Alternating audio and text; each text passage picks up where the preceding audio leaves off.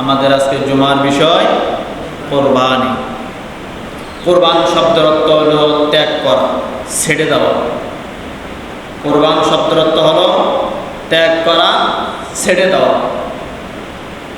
মানুষ কোনো সন্তানকে, বাবা কোনো সন্তানকে যখন ত্যাগ করে দেয় তখন কি কষ্টে দেয় নাকি, অনেক কষ্টে দেয় নাকি সুখে দেয়? কষ্টে দেয়। কারণ এই সন্তানটা অথবা বাবার প্রতি অনেক জুলুম, নির্যাতন, নিরাকার করেছে। এই জন্য বাবা কি করে দেয়? ত্যাগ করে দেয়, ত্যায্য পুত্র ঘোষণা করে।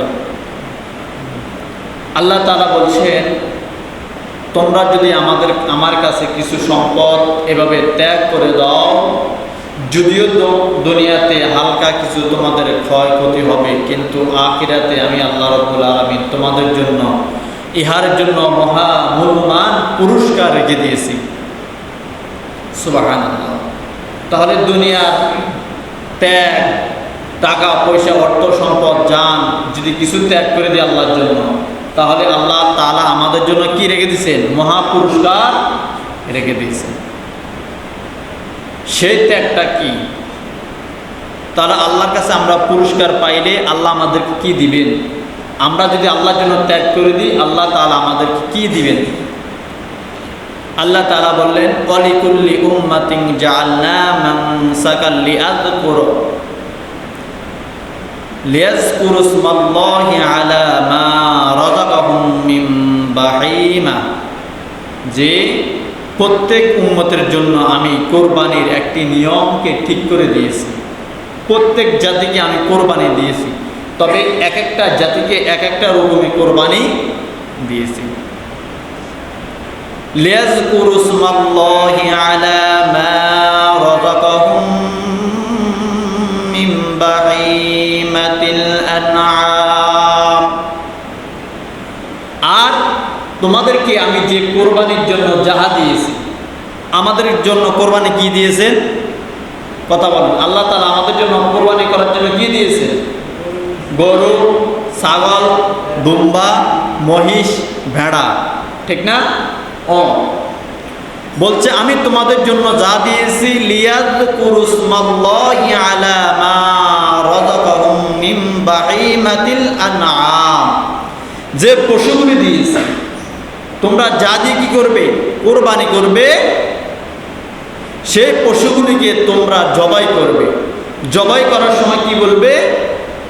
ফাইলাহুকুম ইলাহু ওয়াহিদুন ফালাহু আসলিমু ওয়াবাশশিরিল মুখবিতিন। তোমরা এদেরকে তোমাদের ইলাহার নামে জবা করবে। কার নামে? ইলাহার নামে।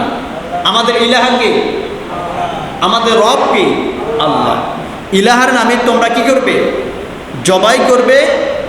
আর তোমরা অনুগ্রহ হবে যে আমরা আমাদের কাছ থেকে যে ত্যাগ দিয়েছি, যে কোরবানি দিয়েছি, নিশ্চয় এইটা আমরা আল্লাহ তাআলার সন্তুষ্টির জন্য দিয়েছি।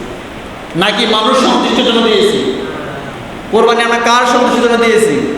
আল্লাহ তাআলার সন্তুষ্টির জন্য। আল্লাহ বলছেন এইটা তোমাদেরকে একটি পরীক্ষা।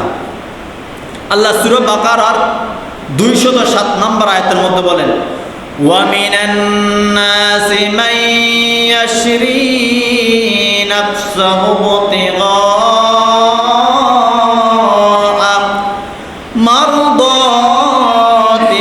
মারদাতিল্লাহি ওয়াল্লাহু রাউফুম বিল ইবাদ। অন্যদিকে মানুষের মধ্যে এমন লোক আছে, তারা আল্লাহ তাআলার সন্তুষ্টি লাভের জন্য নিজের প্রাণকেও আল্লাহর দরবারে সুপর্দ করে দেয়। আল্লাহ কি বলছে? তোমাদের মধ্যে এমনও মানুষ আছে, অমিনান নাস, তোমাদের মধ্যে এমনও মানুষ আছে, মাইয়াশরি নাফসাহু বিতিগা মারদাতিল্লাহ, যে তোমাদের মধ্যে এমনও মানুষ আছে যারা আল্লাহ তাআলা তার রবের সন্তুষ্টির জন্য নাফসাহু বিতিগা, নিজের নফসকে, নিজের আত্মাকে আল্লাহর জন্য বিলিয়ে দেয়। মানুষগুলি নিজের নফসকে, নিজের আত্মাকে আল্লাহর জন্য দেয় নাই? দিছে, নবী کرام দিয়েছেন, সাহাবায়ে کرام দিয়েছেন, নিজের জানকে শাহাদাতের নজরানার জন্য দিয়ে দিয়েছেন। ওয়াল্লাহু রাউফুম বিল ইবাদ, আর এই ধরনের বান্দার উপর আল্লাহ তাআলা একবার স্নেহের সাথে ভালোবাসেন এবং দয়া মায়া করে তাদের সাথে আচার ব্যবহারের ব্যবস্থা করে দিয়েছেন। এই জন্য আল্লাহ রাব্বুল আলামিন সূরা আনকাবুতের 2 নং আয়াতের মধ্যে বলেন, আহাসিবান নাসু আইয়ুতরাকু আইয়াকুলু আমান্না আমান্না ওয়া হুম লা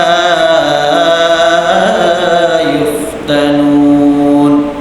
লোকেরা কি মনে রেখেছে, যারা ঈমান এনেছে কেবলমাত্র এতটুকু বলেছে আমরা ঈমান এনেছি, আমি আল্লাহ রাব্বুল আলামিন কি তোমাদেরকে পরীক্ষা কখনো করব না? তোমরা বলেছো শুধু ঈমান আনছ, ঈমান আনতে গিয়ে আমি যে তোমাদেরকে পরীক্ষা করব, পরীক্ষা ছাড়া আমি তোমাদেরকে ছেড়ে দিব না। আল্লাহ তাআলা পৃথিবীতে সব মানুষকে পরীক্ষা করেন, যে যত বড় নেককার বান্দা, যে যত বড় আবিদ বান্দা, আল্লাহ তাকে তার পরীক্ষা তত বড় দিয়ে থাকে। যে যত নেককার হবে তাকে আল্লাহ তাআলা তত বড় পরীক্ষার মধ্যে ফেলাবেন। আল্লাহ রাব্বুল আলামিন বলেন, আল্লাযী খালাকাল মাউতা ওয়াল হায়াতা লিয়াবলুয়াকুম আইয়ুকুম আহসানু আমালা। তোমাদের মধ্যে আমি পরীক্ষা করে দিয়েছি, আমি তোমাদেরকে জন্ম এবং মৃত্যু পরীক্ষা হিসাবে দিয়েছি। জন্ম যদি না হতো মানুষের পৃথিবীর আলো বাতাস দেখতো না, আর মৃত্যু যদি না হতো মানুষ বুঝতো না মানুষ কোথায় যায়। আমি তোমাদেরকে জন্ম দিয়েছি আলো বাতাস দেখার জন্য, আর মৃত্যু দিয়েছি তোমরা যেন আমাকে বিশ্বাস করো, আর মৃত্যুর মাঝে যেন আমাকে পরীক্ষার মাঝে দিয়ে আমার উপর ঈমান এনে আমার উপর তাকওয়া অর্জন করে আমার ইবাদত করতে পারো।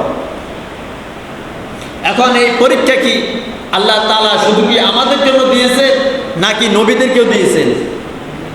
কথা বলেন, শুধু কি আমাদের জন্য দিয়েছে নাকি নবীদেরকেও দিয়েছে? নবীদেরকেও দিয়েছেন। হযরতে আদম আলাইহিস সালামকেও দিয়েছেন। আদম যখন জান্নাতে ছিলেন তখন আল্লাহ বলছে কি, তুমি এই গন্ধম ফলটা খেয়েও না। আল্লাহ বলছে এটা গন্ধম ফলটা খেয়েও না, যদি খাও তোমাকে জান্নাত থেকে বহিষ্কার করা হবে। আদম আলাইহিস সালাম শয়তানের অনুসরণ হয়ে তিনি কি খেলেন? গন্ধম ফলটা খাইলেন। খাওয়ার পরে আদমের হাওয়ার প্রস্রাব পায়খানার ব্যাগ হলো। আল্লাহ বললেন জান্নাতের মধ্যে কোনো প্রস্রাবও নাই, কোনো পায়খানার ব্যবস্থা নাই, তোমরা দুনিয়াতে চলে যাও। আল্লাহ বললেন ওয়াইজ ক্বালা রাব্বুকা লিল মালাইকাতি ইন্নী জাইলুন ফিল আরদি খলিফা।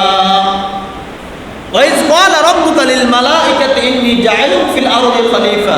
হে আল্লাহ বলছেন, হে আমার ফেরেশতারা, তোমরা কি জানো আমি দুনিয়াতে এমন মানুষকে খলিফা এবং প্রতিনিধি হিসেবে বানাবো যারা দুনিয়াতে তাসবিহ তালিম এবং আমার ইবাদত করবে। ফেরেশতারা বলছে, হে আল্লাহ, আপনি তাদেরকে দুনিয়াতে পাঠায়েন না, তারা তো আপনার উপর রক্তপাত মারামারি ফিড়াফিড়ি করবে, আপনি তাদেরকে কি করে দেন? তাদেরকে বানানো দরকার নাই। তখন আল্লাহ বললেন, ক্বালু সুবহানাকা লা ইলমা লানা ইল্লা মা আল্লামতানা ইন্নাকা আনতাল আলিমুল হাকীম। নিশ্চয় আমি যা জানি তুমি এইটা কখনো উপলব্ধি করতে পারবে। আল্লাহ তাআলা আদমকে পরীক্ষা করলেন, দুনিয়াতে পাঠাই দিলেন, দুইজনকে দুই দেশে। যখন পাঠাই দিবার পরে আল্লাহ তাআলা দুইজনের দোয়া কবুল করলেন। রব্বানা আতিনা ফিদ দুনিয়া হাসানাতাও ওয়া ফিল আখিরাতি হাসানাতাও ওয়া কিনা আযাবান নার রব্বানা যালামনা আনফুসানা ওয়া ইন লাম তাগফির লানা ওয়া তারহামনা লানাকুনান্না মিনাল খাসিরিন। রব্বুল আলামিন, আমরা তো জুলুম করেছি, আমরা তো অন্যায় করেছি, তুমি আমাদেরকে যেমনিভাবে জান্নাত থেকে পার করে দিয়ে আমরা স্বামী স্ত্রী দুইজন দুই দেশে হয়ে আছি, আল্লাহ তাআলা তুমি আমাদেরকে মিলন ঘটায় দাও। আল্লাহ রব্বুল আলামিন কাবা শরীফের পাশে হাওয়া আলাইহিস সালাতু ওয়াস সালাম এবং আদম আলাইহিস সালাতু ওয়াস সালামকে একসাথ করে মিলিত করে দিলেন। এটা ছিল পরীক্ষা। আবার হাবিল কাবিলকে আল্লাহ তাআলা পরীক্ষা দিয়ে দিলেন। এভাবে তিনি নূহ আলাইহিস সালাতু ওয়াস সালামকে পরীক্ষা দিলেন। নূহ আলাইহিস সালাতু ওয়াস সালাম প্রায় 950 বছর যখন দাওয়াত দিয়েছে, কেউ তার দাওয়াত বহন করে না।